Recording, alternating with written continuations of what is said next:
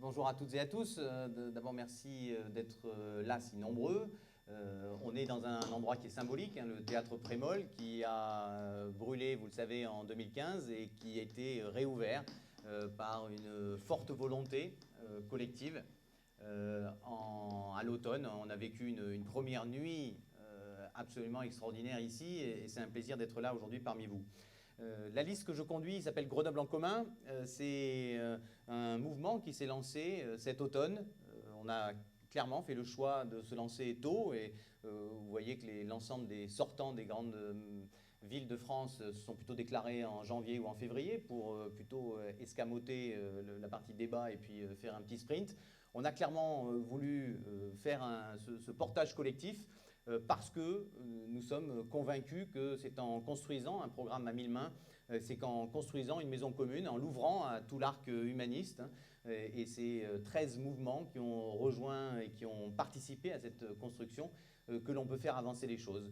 Donc voilà notre état d'esprit, avec toujours cette dimension citoyenne qui est le cœur de notre action, le cœur de notre ambition, résolument de gauche, et donc ça veut dire qu'on assume clairement cette opposition, particulièrement aujourd'hui au gouvernement Macron, et puis qui regarde l'écologie politique avec ce regard de la justice sociale et de la justice environnementale, et qui regarde aussi du coup l'éducation populaire comme un vecteur extraordinaire de transformation sociale, de transformation politique, de mise en capacité individuelle et collective de ce rapport à soi et de ce rapport au monde, et aussi de l'augmentation de notre capacité d'agir.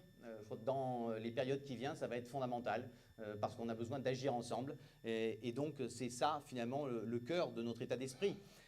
Ce que nous avons souhaité faire, c'est aussi, puisque vous n'ignorez pas que je suis maire depuis 2014, que ça a été un peu une singularité dans le paysage politique de sortir de cette culture des propriétaires qui pouvait exister auparavant partout en France, hein, et que cette singularité-là, on l'assume.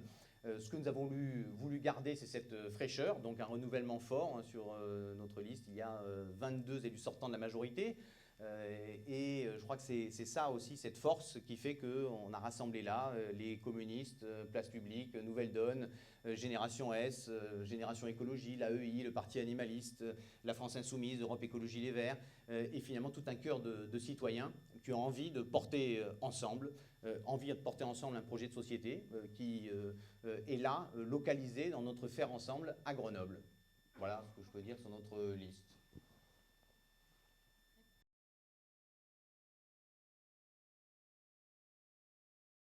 Dire que les associations socioculturelles, évidemment, elles sont au cœur de la vie de la cité, parce qu'elles sont au cœur de l'éducation populaire, et qu'on pourrait même élargir sur le fait que cette éducation populaire, certes, elle est portée par les associations socioculturelles, mais aussi, de façon plus générale, dans la culture, dans le sport, dans la démocratie locale.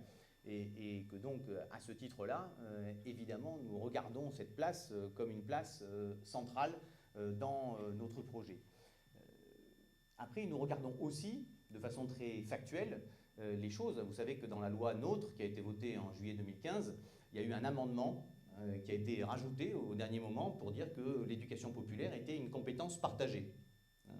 C'était réservé au sport et à la culture, et il y a un amendement pour dire, bon, l'éducation populaire aussi, c'est une compétence partagée. Et je crois qu'il y a là un enjeu aussi fort, parce que si on fait un peu rapidement, avant de brosser 2-3 propositions, le bilan du mandat qui vient de s'écouler, c'est un mandat où on a cherché d'abord à, amener de l'équité, c'est-à-dire de la lisibilité, et ça, je crois que c'était une rupture majeure qu'il fallait faire un peu partout. On l'a fait dans le domaine du sport, on l'a fait aussi avec les comités d'avis culture, donc amener de la lisibilité avec des critères, et puis préserver les associations les plus fragiles, puisque dans la période 2008-2013, les associations socioculturelles qui étaient en quartier politique de la ville ont vu leurs fonds propres dégringoler de 57%, là où les autres ont vu leurs fonds propres augmenter de 80%. Et donc il y avait un enjeu fort de préservation de ces associations. C'est ce que nous avons fait ici, clairement, en adoptant dès 2015 des critères, alors qui sont un peu techniques, hein, on en convient, mais qui sont au moins une base de lisibilité et qui ont permis cette préservation. Dans le mandat qui vient, ces associations socioculturelles devront aussi faire l'objet d'un plan un peu plus large. D'abord un plan d'investissement sur les bâtiments. Vous savez que dans notre premier mandat, on a mis l'accent de façon majeure sur l'éducation. On a investi plus de 60 millions d'euros dans les bâtiments, ce qui nous a permis de sortir les 10 écoles qui étaient avec un avis négatif de la commission de sécurité. Il n'y en a plus aujourd'hui, qui nous a permis de faire ce qu'on a fait sur les restaurants scolaires et bien d'autres choses. On a investi des ressources humaines aussi, puisque nous sommes passés de 83% d'ATSEM par classe à 97% d'ATSEM par classe. Là, clairement, il y a maintenant, dans le domaine de la culture, dans le domaine du socio-culturel, dans le domaine du sport, avec quelques gymnases aussi, et puis évidemment les piscines, un deuxième mandat sur une focalisation de l'investissement là-dessus. Et puis d'autres moyens qui peuvent paraître tout bêtes, mais la gratuité des transports qu'on a accordée pour toutes les scolaires dans le premier mandat, on va l'élargir aussi pour toutes les associations socio-culturelles.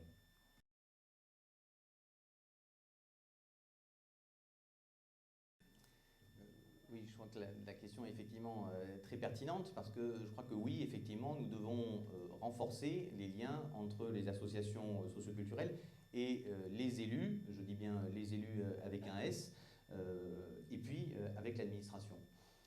Pourquoi les élus avec un S? Parce que je crois que sur ces sujets-là, comme dans le domaine de la culture ou comme dans le domaine du sport, ce que nous souhaitons, ce que nous avons discuté avec Grenoble en commun, c'est d'avoir une approche plus collective et de créer en fait un pôle d'élus qui soient mobilisés sur ces différentes facettes de l'éducation populaire. Ça nous demandera aussi de modifier notre organisation interne dans le lien entre l'interlocuteur au sein de l'administration et les associations pour qu'il y ait plus de continuité. Et puis, nous souhaitons également, dans ce renforcement des liens, pouvoir contractualiser de façon pluriannuelle. Alors, je ne dis pas que dès le début, on va aller comme dans le format lyonnais où il y a des conventions d'objectifs et de moyens pour 6 ans. Je crois que peut-être la maturité de notre modèle grenoblois a peut-être besoin d'une étape intermédiaire. Mais en tout cas, ce conventionnement pluriannuel nous semble fondamental. De même que ça permettra le dialogue aussi avec des objectifs que nous portons et que nous avons par exemple beaucoup développé dans le domaine du sport, autour de l'égalité filles-garçons, autour de la lutte contre les stéréotypes, autour de la prévention de la violence ou de la lutte contre les inégalités. Il y a là, je crois, un travail à faire. Autre point, nous proposons de mettre en place un comité d'avis. Nous l'avons fait pour la culture. Et ce comité d'avis, sa première mission sera de rediscuter un peu des critères qui sont là dans cette première phase de lisibilité étaient très techniques. Et je crois qu'il y a matière là à travailler collectivement pour définir des critères qui restent transparents, mais qui amènent, comme on l'a fait pour la culture ou comme on l'a fait, on l'a construit avec l'ensemble des clubs dans le domaine du sport, plus de lisibilité. Autre proposition dans ce renforcement des liens, la génération des coordinations jeunesse dans tous les secteurs, délocaliser un peu ce travail-là. Dans ce mandat, nous avons lancé des coordinateurs jeunesse dans 4 secteurs, le 1, le 3, le 6, le 5. Et je crois que ça permet quand même de renforcer les choses là. Donc c'est une proposition que nous faisons pour laisser toute la place, parce que je crois qu'il ne faut pas que notre vie locale d'hyper-proximité soit uniquement pilotée par les MDH. Je crois qu'il y a là un travail de concertation à faire qui est fort intéressant et que nous souhaitons faire. Je crois que cette complémentarité finalement entre le travail qui peut être fait au sein des MDH et le travail des associations socioculturelles, elle gagne à être renforcée et cette coordination permettra cela. Donc un pôle clair, un pôle d'élus et un pilotage plus collectif avec une mission première, rediscuter des critères pour y mettre peut-être un peu de qualitatif.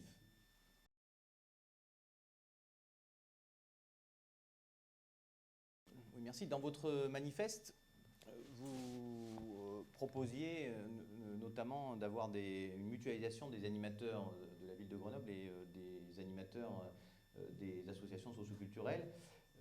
Bon, en pratique, vous savez que c'est compliqué puisque les associations socioculturelles, elles, embauchent avec le contrat d'engagement emploi, alors que la ville, elle, embauche sur le droit commun. Et nous avons fait un effort de déprécarisation important en embauchant en CDI les animateurs référents, en embauchant en CDD, donc en déprécarisant les adultes, les animateurs relais en maternelle. en déprécarisant d'autres animateurs. 120 cette année, on va monter à 200 en 2020. Donc c'est un effort important et qui nous permet de sortir de ces animateurs payés à l'heure. Mais vous relevez d'un autre modèle, le contrat d'engagement emploi, et donc les deux formes ne peuvent pas coexister. Donc nous, ce que nous proposons, c'est avoir un groupement d'employeurs à l'échelle métropolitaine pour nous permettre de faire ces mutualisations, pour vous permettre de faire ces mutualisations, notamment dans les fonctions administratives, et puis aussi d'avoir un poste à la ville qui permette d'accompagner dans ces démarches administratives, d'accompagner aussi la recherche de financement, hein, puisque, je le disais, la loi NOTRe dit que l'éducation populaire est une compétence partagée, et qu'aujourd'hui, la ville de Grenoble représente entre 60 et 85% des budgets des associations socioculturelles de Grenoble, là où, par exemple, à Lyon, elle représente plutôt que 25% parce qu'il y a des financements complémentaires par ailleurs. Donc cette question-là est centrale. Et puis derrière, il faut chercher des pistes pour porter des projets de coopération, renforcer ce qui a été porté par la mission Jeunes en montagne. Je vois là-bas au bout Pierre Mériot qui est là. On est passé de 18 à 27 structures partenaires, on est passé de 270 jeunes à 440, donc c'est quelque chose d'important qui montre qu'il y a un potentiel encore de développement de ces coopérations qui sont très riches. Renforcer la coopération aussi sur l'utilisation des bases de loisirs de la ville de Grenoble, à Massacan ou à Mont-Saint-Martin ou à la Maison des Collines. Vous savez qu'elles sont aujourd'hui encore peut-être sous-utilisées par le monde des associations socioculturelles. Renforcer aussi la coopération au titre de la culture. On a commencé un petit peu, et d'ailleurs le Théâtre Prémol en est un bon exemple, puisque en 2014, il y avait 35 000 € de subventions pour le Théâtre Prémol. Il y en a maintenant 65 000, on a presque doublé, et on a amorcé petitement la pompe, notamment à Parmentier. Et puis, renforcer ces coopérations sur intergénérationnelles qui non seulement peuvent amener des mutualisations de coûts, mais peuvent aussi amener à finalement permettre à des jeunes et des moins jeunes de se croiser. Et ça, je crois que ça nous semble fondamental. Et puis, derrière, peut-être en questionnement plus profond, il y a une question peut-être qu'on abordera du coup dans les questions-réponses. Voilà. Sachant qu'il Monsieur Piolle a... Oui, alors là-dessus, vous le savez, hein, le contexte n'est pas franchement favorable, donc il va falloir qu'on soit malin et inventif. On a vécu la baisse des dotations de l'État, on a perdu un mois de budget, on a perdu 35 emplois aidés dans les associations en 2017 et 2018, on vient de perdre 300 000 € de la CAF dans une logique nationale. Alors bon, on va se retrouver ici petit à petit à dénoncer tous localement ce qui est fait à Paris et ce qui est fait par des loyautés à Paris. Et peut-être qu'on va dénoncer les APL, la réforme des ACDIC, la taxe au logement social, etc. Mais bon, aujourd'hui, la situation telle qu'elle est sur le terrain, et je crois que la confiance se crée dans la lisibilité, et on a amené de la lisibilité, clairement, c'est que nous n'augmenterons pas massivement les subventions directes pour les associations socioculturelles. Je crois qu'on a un travail à faire pour la redéfinition des critères, notamment parce qu'ils ont été mis en place en 2015 dans un contexte particulier, je l'ai dit, préserver les associations, notamment en quartier politique de la ville, et puis amener de la transparence, c'était nécessaire. Il y a matière là, maintenant, puisque dans cette mécanique, il y a beaucoup de variables, donc peut-être travailler ensemble, notamment grâce au comité d'avis pour augmenter la part fixe, et puis ces conventions d'objectifs et de moyens, renforcer la péréquation sur les bas revenus, je crois que c'est fondamental. On a fait ça et on a porté ça partout très fortement dans le mandat et on souhaite accélérer cette logique-là. Et puis, redire ce que nous, ville, pouvons faire. Hein, ce plan d'investissement massif que nous avons fait pour les écoles dans ce premier mandat, il va se porter notamment sur les locaux des associations socioculturelles, mais pas que. La création, donc le financement d'un poste pour aller chercher des financements auprès de fondations, de l'Europe, mais aussi du département et de la région, qui sont, au titre de la loi NOTRe, en responsabilité aussi.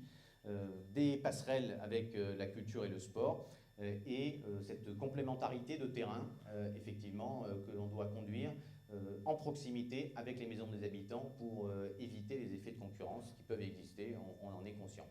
À l'échelle de la métropole, quelle est votre vision des rythmes éducatifs? Quels moyens, notamment humains, sont prévus pour le périscolaire? À l'échelle de la métropole, les rythmes scolaires, c'est un vaste bordel. Voilà. Donc on ne peut pas dire mieux, puisque en fait le gouvernement a décidé qu'il y a un cadre légal, c'est toujours la semaine de 4 jours et demi, mais après chacun fait ce qu'il veut. Donc chaque commune fait ce qu'elle veut. Et donc on se retrouve dans une situation où il y a de la disparité, et puis c'est comme ça. Déjà, il faut redire, même s'il y avait homogénéité sur le travail de mutualisation du périscolaire, il y aurait, je pense, matière à travailler, notamment à accompagner les petites communes. Vous savez que dans la métropole, il y a 10 communes de moins de 500 habitants. Donc autant on a la ville-centre la plus dense de France, autant notre métropole n'est pas très dense. Donc il y a matière à apporter de la coopération. Je crois qu'il y a matière à apporter de la coopération en réalité pour les associations socioculturelles, notamment sur ce groupement d'employeurs à l'échelle métropolitaine.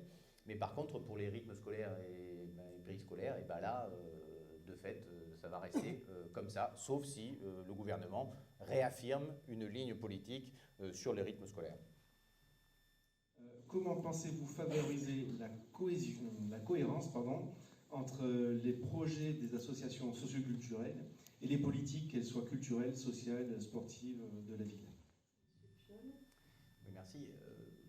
Il y a là un sujet. On a supporté dans le monde du sport, avec la définition des critères qui ont été co-construits, on a supporté du coup aussi une ligne politique claire qui est partagée, qui a été discutée, qui est évidemment, nous on a exprimé notre projet politique en matière de lutte contre les discriminations, de lutte contre l'homophobie, de lutte contre les violences sexuelles, d'égalité filles-garçons. Finalement, les clubs se sont emparés de cela et portent des projets autour de cela. On était encore récemment au FC2A pour signer ces contrats sur l'égalité filles-garçons et la lutte contre l'homophobie. Donc il y a matière. Voilà. Comment ça peut se passer? Pour moi, il y a deux axes. Le comité d'avis que nous proposons de mettre en place, qui permet de créer ce lien entre les critères de financement et des objectifs politiques partagés. Et puis, cette échelle plus locale, qui là, où la liberté associative est fondamentale, mais où là, on peut structurer les choses entre les maisons des habitants et le tissu associatif, et faire ce travail d'éducation populaire, qui sera facilité aussi par le fait de passer d'un mode de relation avec les élus qui soit focalisé sur un adjoint versus un collectif. Je crois que cette approche collective permet en fait de rapprocher ces coopérations. Donc la dernière question est un petit peu plus, on va dire, pragmatique. Comment répartirez-vous les subventions aux associations socioculturelles? Selon quels critères et avec quel processus? Je peux reclarifier si ça n'a pas été assez clair dans mes interventions, mais donc on a construit, il faut rappeler que c'était uniquement des discussions bilatérales, ville, chaque association, on a construit des critères pour permettre de la transparence et de la lisibilité en 2015, avec une urgence, le fait que les associations socioculturelles qui étaient en quartier politique de la ville s'étaient cassé la gueule, que leurs fonds propres avaient baissé dans les 5 dernières années de 57%. Donc on a rééquilibré, voilà, amené de la transparence, rééquilibré. Ça nous fait un socle. Ces critères, ils sont pour l'instant assez techniques, assez quantitatifs, et on sait qu'il y a une part variable qui amène de l'incertitude et de l'inquiétude. Donc l'objectif, c'est de discuter de ces critères dans le comité d'avis, de façon plus collective cette fois-ci, et de voir comment, on renforce la question du fonctionnement, comment ça s'insère dans une convention d'objectifs et de moyens pluriannuelle, et deux, comment on peut amener du coup du débat autour du projet qualitatif de l'association, et ça je crois que c'est important. Voilà. Le cours, j'ai laissé vos loyautés au gouvernement d'Édouard Philippe un peu loin, oui, mais parce que sur les crèches, bah, j'avais rien dit, j'étais sage jusqu'à présent, vous voyez, sur ces doubles loyautés, pourtant, mais je suis entouré. Et juste pour dire, la lutte contre la pauvreté. Juste pour dire, comme le développement durable chez Monsanto, à peu près, ça marche. T'as fait quoi chez HP, toi? Non, mais je rêve. T'as fait quoi chez HP? Calme-toi, oui. Donc redire que sur les crèches, l'argent a été pris. l'argent a été pris et un petit bout a été rendu en bonus, mais dans le mécanisme, tous les acteurs s'accordent à dire qu'il ne marche pas, puisqu'il est sur le reste à charge moyen des familles, et donc en fait il favorise la concentration des personnes, alors que le but recherché, qui était noble, c'était la mixité, qui existe d'ailleurs à Grenoble, dans une politique qui a été mise en place avant nous, donc je le redis. Juste pour dire aussi que le comité d'avis, les associations n'en sont pas parties, hein, le comité d'avis culture, il fonctionne, la mise en place a été évidemment délicate, c'était un nouveau format, mais aujourd'hui il fonctionne, et c'est ça qui permet d'attribuer des subventions dans le monde de la culture, et dire que les critères, effectivement, c'est la première fois qu'on avait des critères qui sont techniques peut-être, mais qui sont au moins lisibles et qui ont permis cette équité. Voilà, donc il ne faut pas non plus dire tout et n'importe quoi. Voilà. On restait là. Monsieur Piolle. Merci, vous l'avez compris, pour Grenoble en commun, l'éducation populaire, c'est partout, c'est donc aussi plus large que les associations du socio-culturel. J'ai vu Cap-Neria qui était là, j'ai vu des clubs sportifs aussi qui sont là parce qu'ils sont engagés dans ces logiques d'éducation populaire. Nous avons, dans ce mandat, défini une base de transparence, une base aussi pour préserver les associations dans les quartiers politiques de la ville. Et ce que nous proposons aujourd'hui, c'est un pôle d'élus pour gérer cette complémentarité. C'est un comité d'avis, c'est la gratuité pour les transports des associations socio-culturelles, c'est de l'investissement comme on a su le faire pour les écoles dans ce premier mandat, c'est un poste pour faire vivre réellement la loi NOTRe et cette pluricompétence, cette compétence partagée qu'est l'éducation populaire, et puis des passerelles pour la culture et le sport. Et puis, si ces associations socio-culturelles souhaitent aller plus loin et souhaitent regarder ce qui se fait à Lyon, on est disponible pour ça en respectant cette liberté associative. Merci.